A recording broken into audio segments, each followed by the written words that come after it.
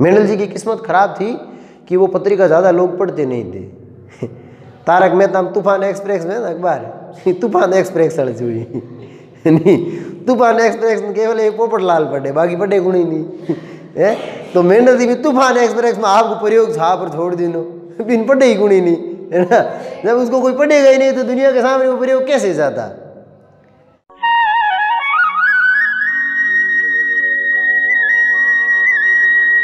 Hello guys, नमस्कार, स्वागत है आपका एक बार फिर से आपके अपने YouTube चैनल पर।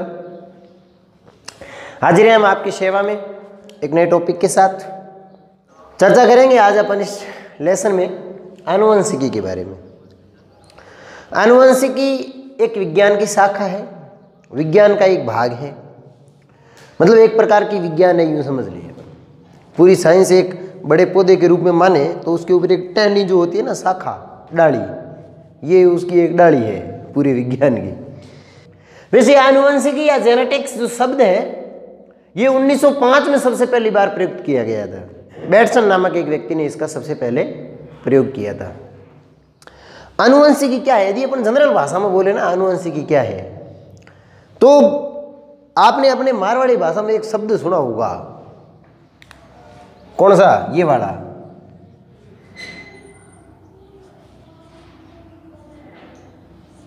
ये क्या है? ओड़ कहते हैं इसको, है ना। के वे ओड़ में आमनी सकल गया है ला रहे, ये वो तो दादे मत गयो, वो दादी मत गयो, वो तो माँ मत गयो,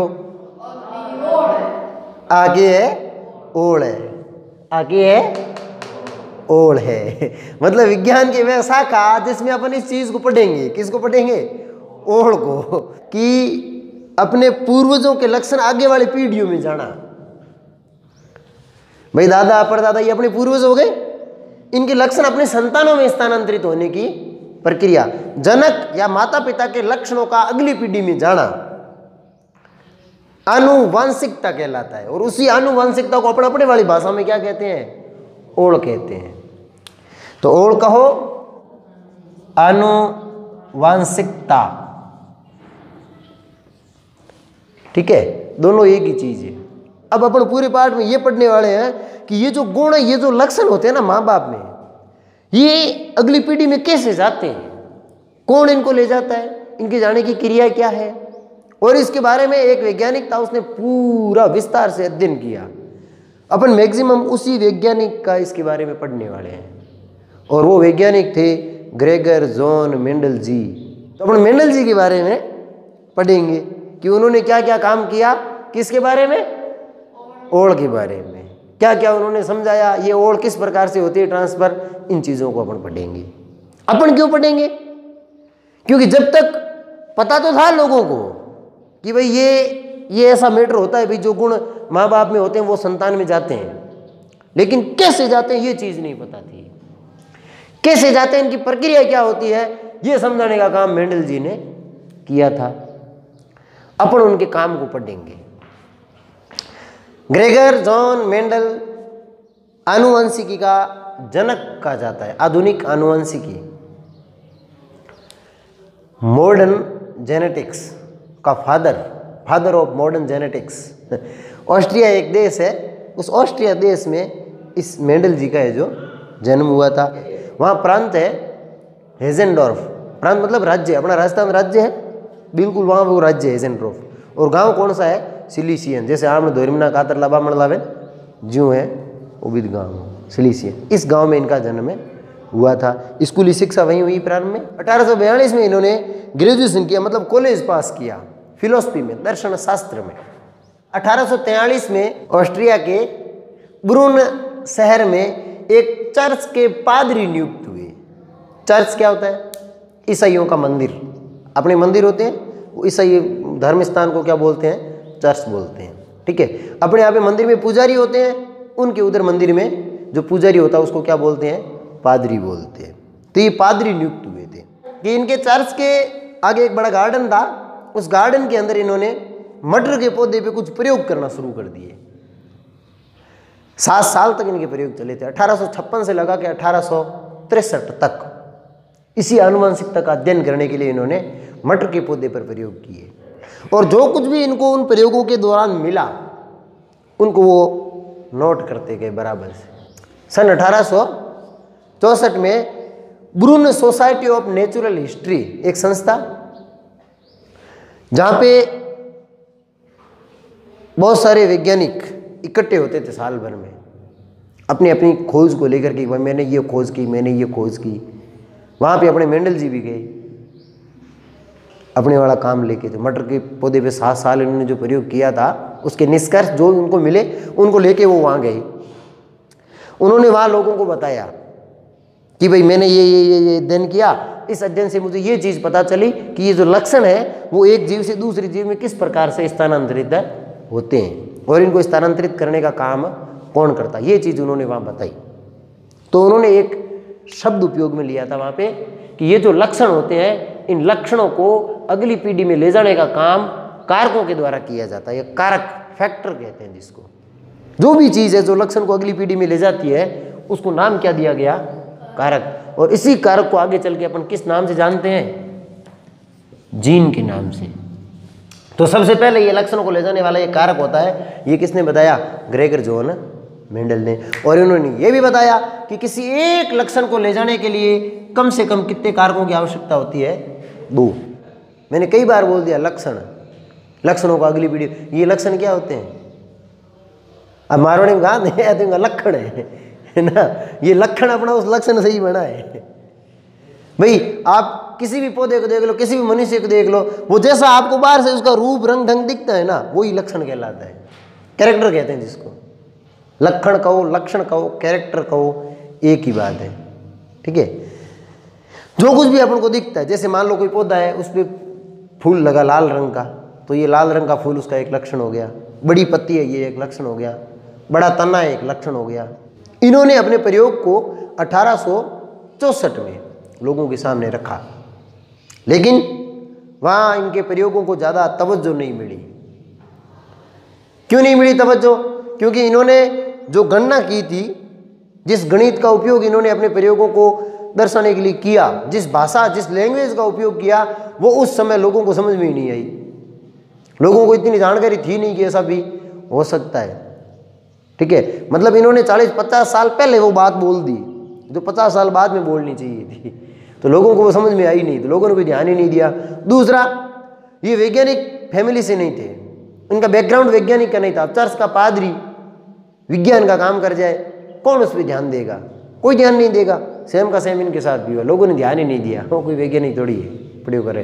अपने यहाँ पे होता है ना, कोई ज़्यादा ज्ञान की बात कर लेता है तो अपन उड़ा देते हैं, वो दाढ़ी करे। अपन आप बात अच्छी है, समझ में अपन को नहीं आ रही है, अब क्या करे, तू ही करे कहीं को नहीं चल रहे है ना, तो लोगों ने यही समझा, वो तो ही करे कहीं को नहीं चल रहे। लेकिन इसके प्रयोग बहुत ही ज़बरदस्त थे। अब जाके विज्ञान को इनके प्रयोगों की महत्व पता चला। ठीक है, जब मेंडल की प्रयोगों की दोबारा खोज हुई तब जाके। और एक और मेंडल जी के जो काम थे उनको समर्थन नहीं मिलने का कारण था, 1864 में ही इन्होंने एक पत्रिका प्रकाशित होती है जहाँ इन्होंने अपने प्रयोग प्रकाशित किए थे ना, जिस संस्था के सामने, उस संस्था की एक सालाना पत्रिका प्रकाशित होती थी। इन्होंने उस पत्रिका में अपने प्रयोग को छापा। मेंडल जी की किस्मत खराब थी कि वो पत्रिका ज़्यादा लोग पढ़ते नहीं थे। तारक मेहता तूफान एक्सप्रेस में ना अखबार, तूफान एक्सप्रेस सड़च हुई नहीं, तूफान एक्सप्रेस में केवल एक पोपट लाल पढ़े, बाकी पढ़े गुणी नहीं है। तो मेंडल जी भी तूफान एक्सप्रेस में आपको प्रयोग छाप पर छोड़ दिनो, बिन पढ़े ही गुणी नहीं है ना। जब उसको कोई पढ़ेगा ही नहीं तो दुनिया के सामने वो प्रयोग कैसे जाता। तो एक तो उन्होंने भाई बहुत हार्ड शब्द प्रयोग में ले लिए, वो लोगों को समझ में नहीं आए। दूसरा, उनका वैज्ञानिक बैकग्राउंड नहीं था, चर्च के पादरी थे, तो लोगों ने ध्यान ही नहीं दिया कि इसने क्या प्रयोग किया होगा, उड़ा दिया, हल्के में ले लिया उन्होंने। और तीसरा, तूफान एक्सप्रेस में छाप दिए, है ना। हाँ, मतलब उस सोसाइटी की जो सालाना पत्रिका थी, जिस भी पत्रिका में इन्होंने छापे, वो ज़्यादा पॉपुलर नहीं थी, उसको बहुत कम लोग पढ़ते थे, इसलिए इसका प्रकाशन ज़्यादा नहीं हो पाया। खैर, इन्होंने 1864 में अपने सिद्धांतों को दुनिया के सामने रखा। ठीक है, और अपने द्वारा जितने भी परीक्षण इन्होंने किए, उन पूरे परीक्षणों को लिखित रूप में, सार के रूप में मेंडलवाद के नाम से जाना जाता है। तो अपन इस मेंडलवाद के बारे में इस चैप्टर के अंदर पढ़ेंगे, लेकिन उससे पहले कई चीज़ें हैं उनको अपन एक बार नोट करें, एक बार रिवाइज करें, ताकि अपन को आगे ये चीज़ें धीरे धीरे समझ में आए। फिर इसने एक चीज़ और बताई, किसी भी चीज़ में युग्मक बनेंगे तो ये जो दो कारक हैं एक लक्षण को ले जाने वाले, ये दोनों अलग अलग युग्मकों में जाते हैं। एक लक्षण को ले जाने वाले दोनों कारक एक ही युग्मक में कभी नहीं आएंगे, ये हमेशा अलग अलग युग्मकों में जाएंगे।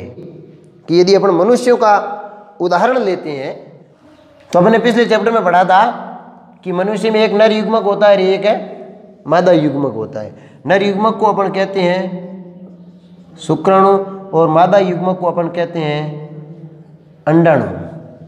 ठीक है, अब ये शुक्राणु और अंडाणु मिलते हैं तो मिलने से क्या बनता है, युग्मनज।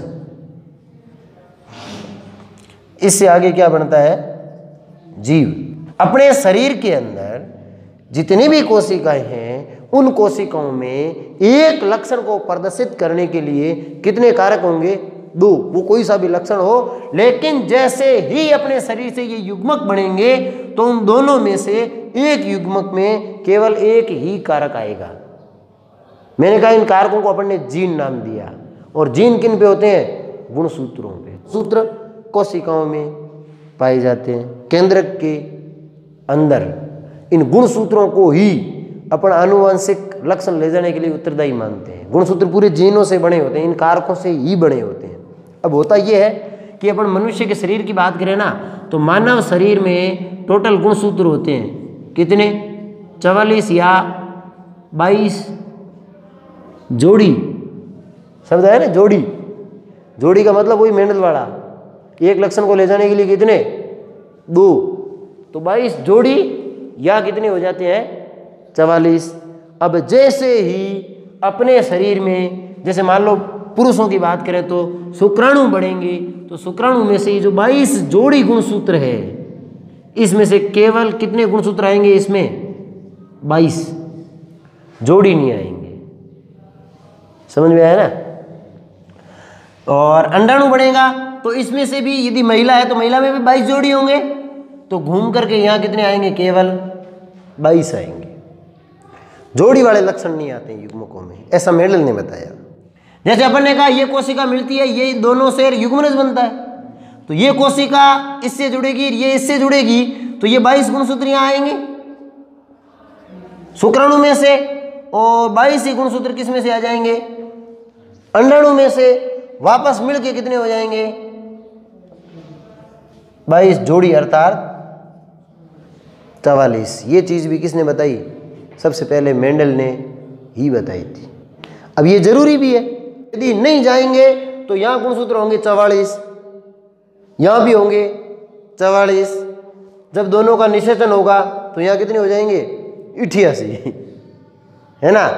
अब इस जीव से जो आगे युग्मक बनेंगे उनमें 88, दूसरे और युग्मक आए 88 और डबल हो जाएंगे, और डबल हो जाएंगे, और डबल हो जाएंगे, तो गुणसूत्र की संख्या धीरे धीरे क्या होती जाएगी, बढ़ती ही जाएगी।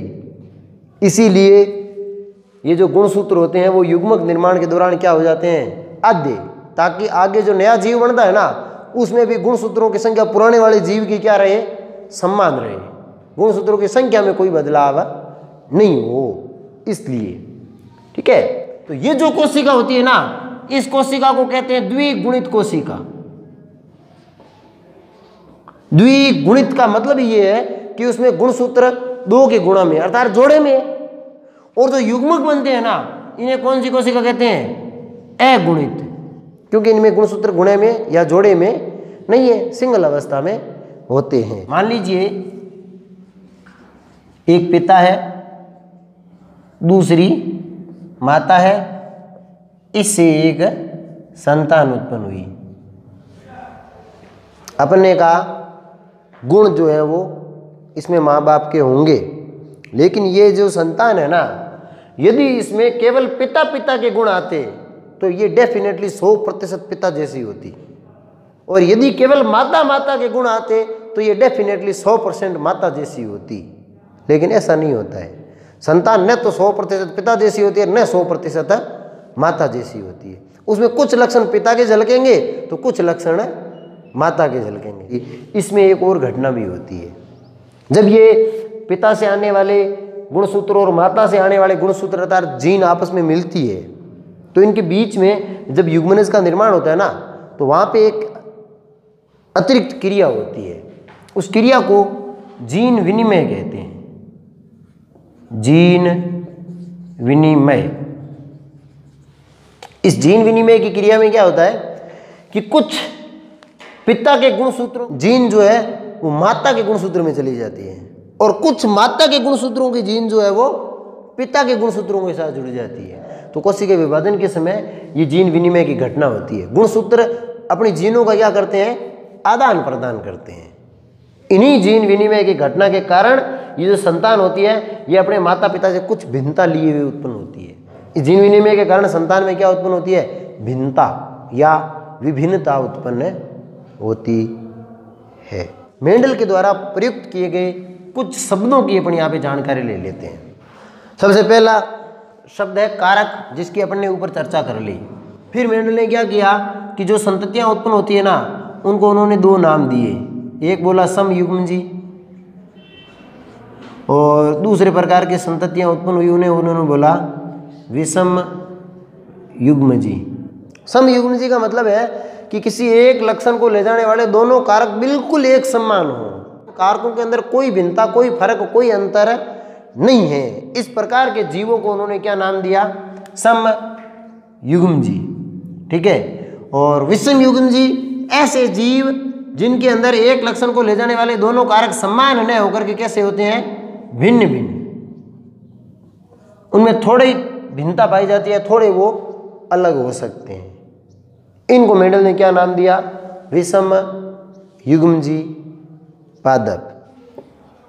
युग्म विकल्पी, अभी पढ़ा अपन ने। युग्म का मतलब जोड़ा, युग्म का मतलब है जोड़ा।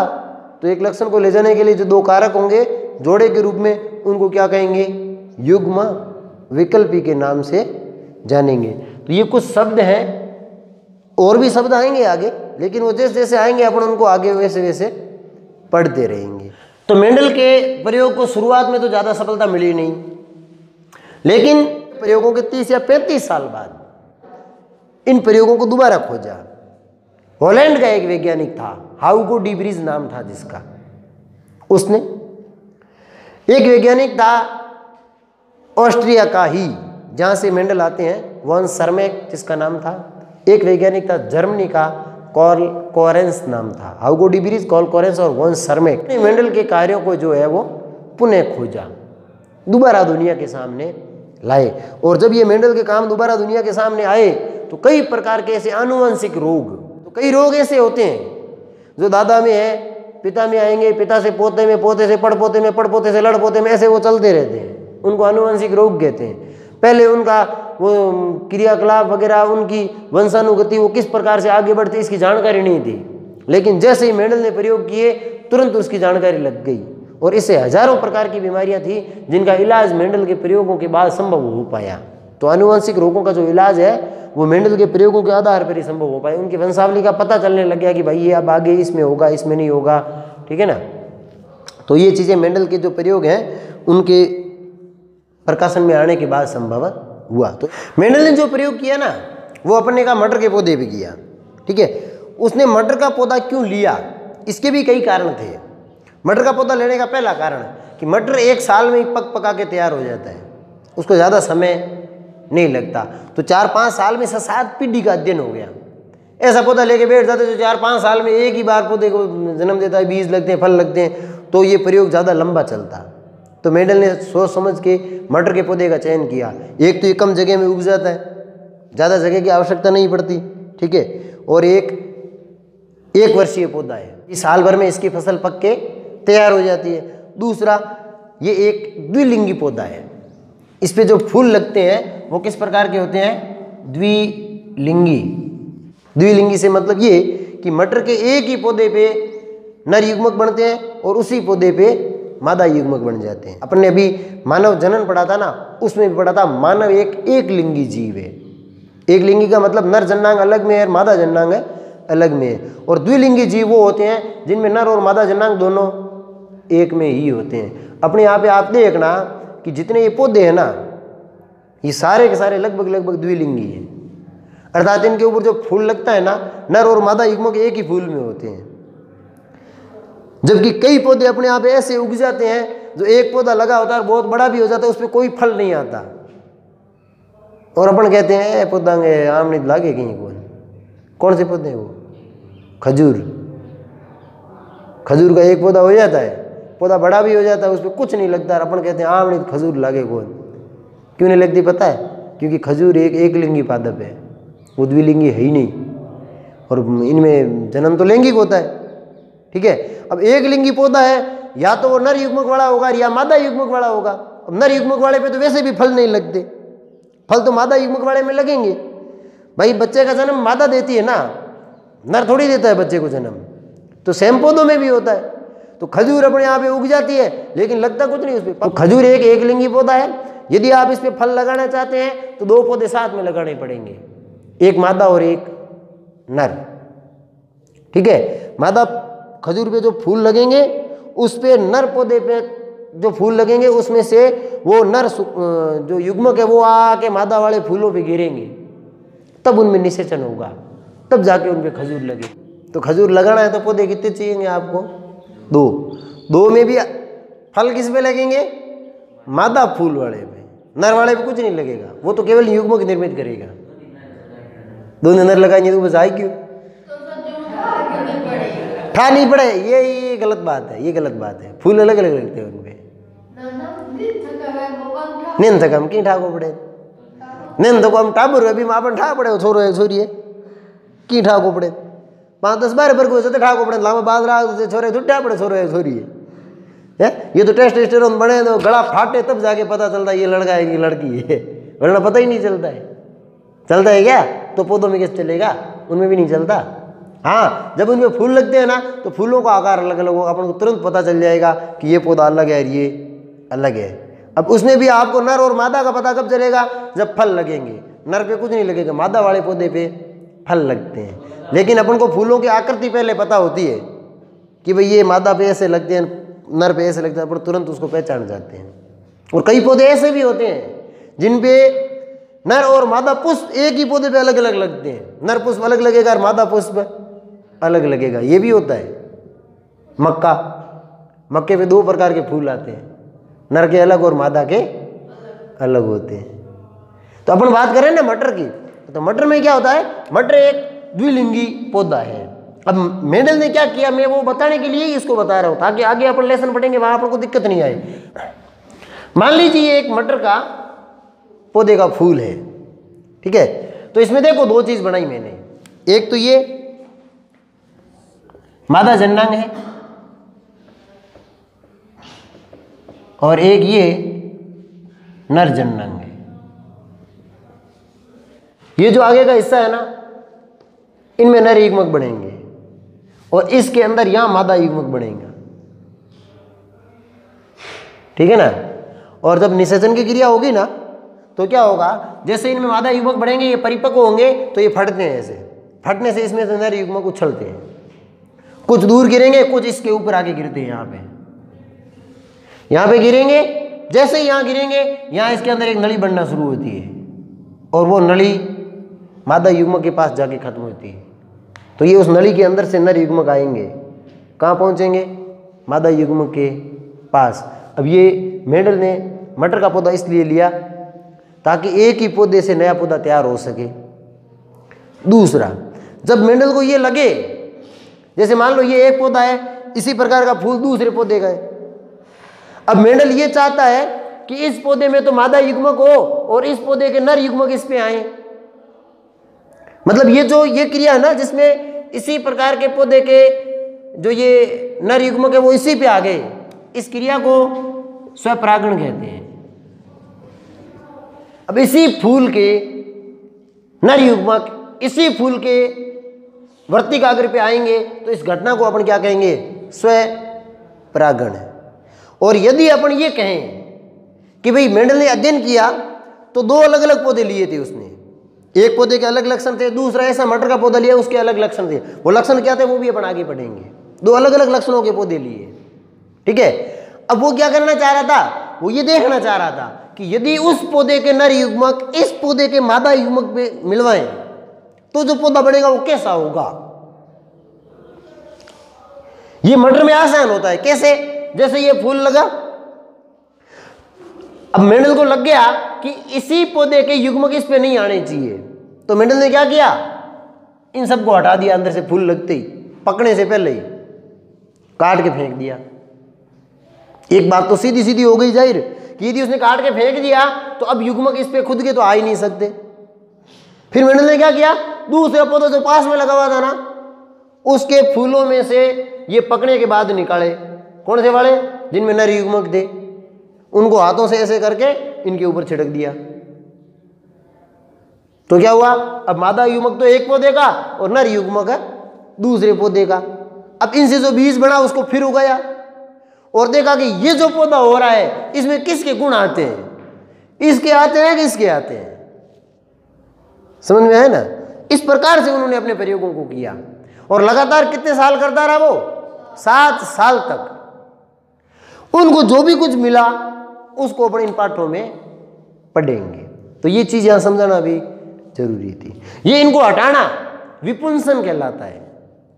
विपुंसन, नर युग्मकों को पुष्प में से हटा के पृथक करने की प्रक्रिया क्या कहलाती है? विपुंसन। ये भी मटर के पौधे में आसानी से हो जाती है। फूल काफी बड़ा होता है, वो पहले खुल जाता है, परिपक्व होने से पहले खुल जाता है, तो उनको काट के, ठीक है, अलग भी आसानी से किया जा सकता है, ज़्यादा दिक्कत नहीं होती। इसलिए उसने मटर के पौधे का चयन किया था। और पर परागण भी आसानी से हो जाता है। पर परागण मतलब दूसरे पौधे के युग्मकों को यहाँ ले जाना, पर परागण। खुद का आ गया तो स्वपरागण, ठीक है। तो यहाँ से वो हाथ से बाकायदा इनको तोड़ के हाथ में सारे युग्मक निकाले और उनको यहाँ इस पे लाके छिड़क देता है। ये काम आसान रहता है। तो उन्होंने अलग अलग जगह पौधे लगाए, एक टाइप के यहाँ, दूसरे टाइप के यहाँ। यदि उनको एक ही पौधे से पौधे प्राप्त करने थे तो फिर तो कुछ करने की आवश्यकता ही नहीं है। बीज बन जाएंगे, अंदर निषेचन की क्रिया होगी तो बीज बनते ही उनको उगा देगा। अब मैंने पढ़ा था ना, मानव जनन में भ्रूण बनता है, तो इन पौधों में भ्रूण बीज के अंदर होता है। फल बनता है, फल में बीज होता है, उस बीज के अंदर भ्रूण बन के तैयार पड़ा रहता है। जैसे उसको जमीन में दबाते हैं तो वो भ्रूण विकसित होकर नए पौधे का निर्माण कर देता है, ठीक है। तो ये सारा काम आसान हो इसलिए मेंडल ने किस पौधे का प्रयोग किया? मटर के पौधे का प्रयोग किया। मैं बता रहा था एक टाइप के उधर लगाए, दूसरे टाइप के तो दूर लगाए, उनको पास पास नहीं लगाए, क्योंकि पास पास लगाए तो गड़बड़ हो जाए। वो तो चाहता है एक ही पौधे में परागण हो, जबकि आंधी वगैरह चली तो वो परागण वहां से उड़ के इन पे आ सकते हैं, तो मामला गड़बड़ हो जाता। इसलिए उन्होंने दोनों को अलग अलग लगाया। वहां से वो युग्मक लाए, इन पे छिड़के, या फिर इन वाले ले जाके उन पे छिड़के, जो भी किया। इस प्रकार से उन्होंने अपने प्रयोग को किया। आज के लिए इतना ही पर्याप्त है ना।